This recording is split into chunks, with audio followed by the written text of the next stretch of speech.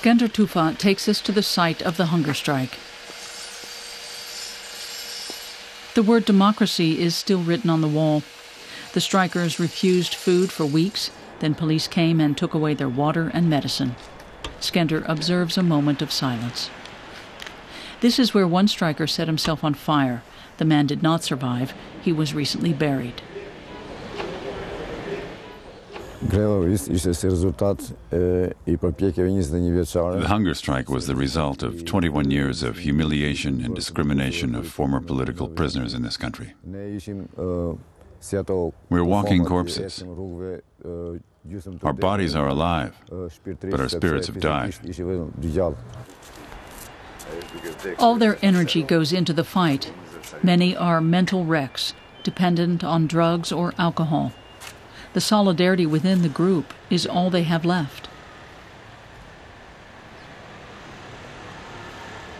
And that's why the group has gathered at the court to show support for one of their number who's charged with organizing the hunger strike.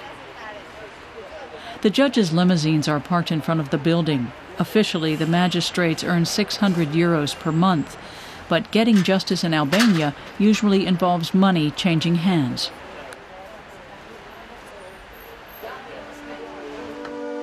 The case involves 20 victims of the communist dictatorship of Enver Hoxha.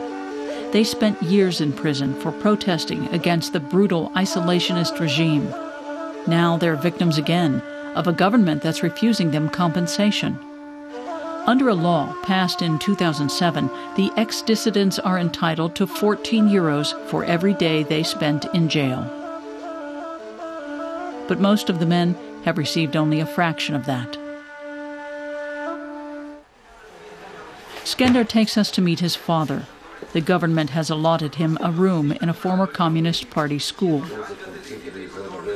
The toilets down the corridor are hardly more than holes in the floor, and they stink. The father was also a victim of the dictatorship.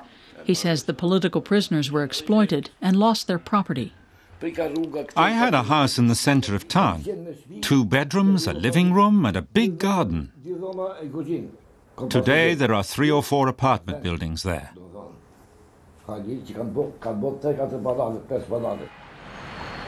Albania is celebrating 100 years of independence.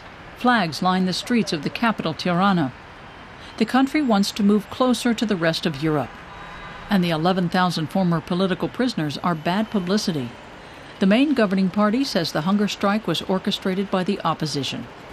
These actions are not normal. In fact, they're simply undemocratic. They're getting people to commit these actions for political motives. And in this case, it's specifically about blocking Albania's integration into the European Union. So the dissidents' acts of desperation are being turned into a political conspiracy. The debate is a cynical one. Even the opposition has shown little interest in compensating the victims. Coming to terms with the past is not on the political agenda in Albania.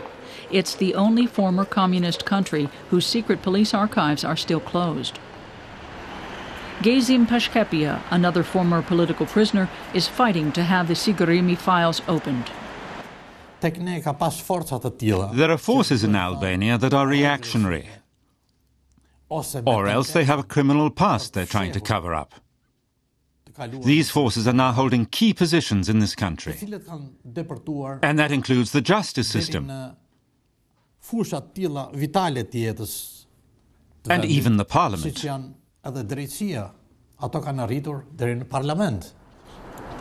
Skender would be happy to be leading a normal life. In this Tirana park, he and his wife, Violetta, had built up a modest livelihood operating a small kiosk. But in April, he gave another television interview. That was one too many. On the 6th of May, the police came with bulldozers. There were nearly 100 people, 4 or 5 cars full of police. They didn't show any documents. They didn't ask any questions. They just tore it all down. He shows us the photos on his cell phone. the ruins of his existence, again. But they are determined not to give up, says Skender.